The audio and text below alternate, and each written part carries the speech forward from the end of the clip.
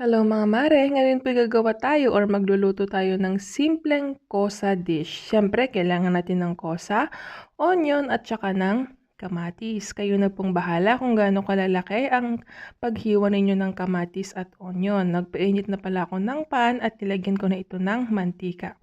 Nung mainit na yung ating mantika, inilagay ko na yung ating onion. Ganyan po.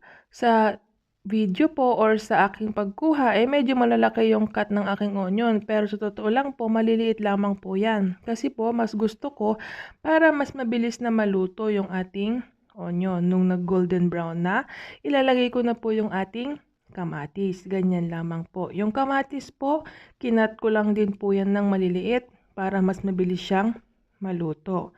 Ganyan po, i-mix lang natin at igisa lang natin para nang sa ganun ay okay ang pagkakagisa.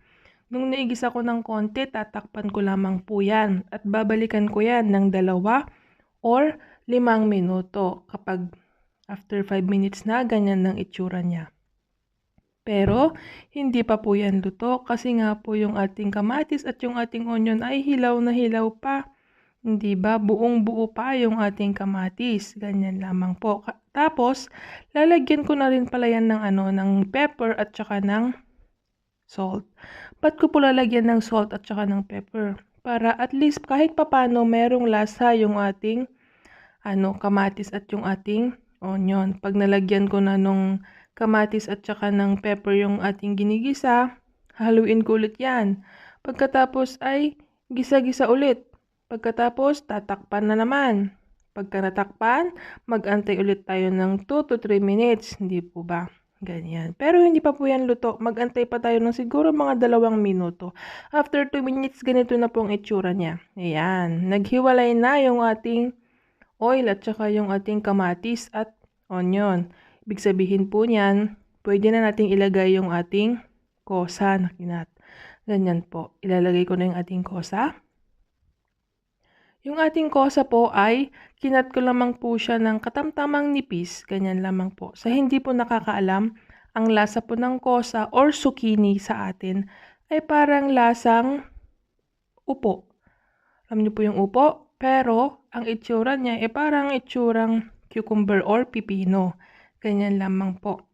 Kinat ko po siya ng manipis at hindi naman masyadong manipis pero katamtaman lang. Hindi rin masyadong makapal, ganyan. Gisa lang po natin yan. Hindi ko po nilagyan ng tubig yan kasi po kusa pong magtutubig yan na parang upo nga po kagaya ng sinabi ko. Ayan, kapag okay na, tatakpan ko lamang po yan ulit at mag-aantay ako ng 5 minuto.